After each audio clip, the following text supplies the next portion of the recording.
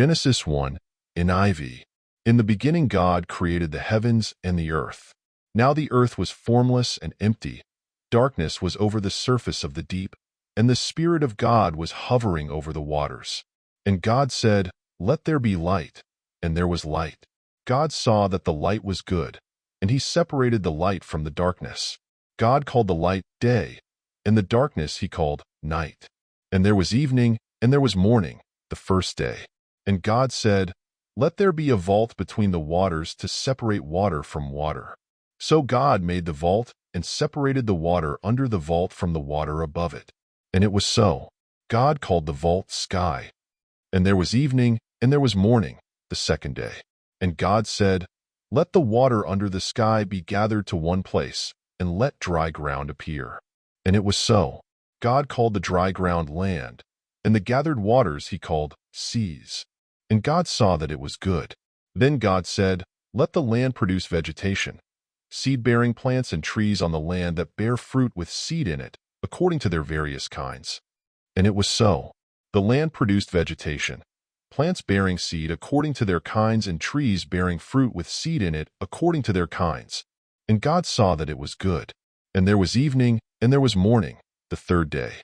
And God said, "Let there be lights in the vault of the sky to separate the day from the night, and let them serve as signs to mark sacred times and days and years. And let them be lights in the vault of the sky to give light on the earth." And it was so. God made two great lights, the greater light to govern the day and the lesser light to govern the night. He also made the stars. God set them in the vault of the sky to give light on the earth, to govern the day and the night, and to separate light from darkness. And God saw that it was good. And there was evening, and there was morning, the fourth day. And God said, "Let the water teem with living creatures, and let birds fly above the earth across the vault of the sky." So God created the great creatures of the sea and every living thing with which the water teems and that moves about in it, according to their kinds, and every winged bird according to its kind. And God saw that it was good. God blessed them and said, "Be fruitful and increase in number, and fill the water in the seas, and let the birds increase on the earth." And there was evening, and there was morning, the fifth day. And God said, "Let the land produce living creatures according to their kinds, the livestock, the creatures that move along the ground, and the wild animals, each according to its kind." And it was so. God made the wild animals according to their kinds, the livestock according to their kinds, and all the creatures that move along the ground according to their kinds. And God saw that it was good.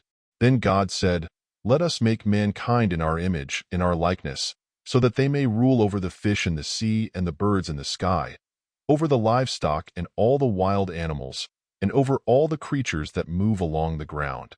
So God created mankind in his own image. In the image of God he created them. Male and female he created them.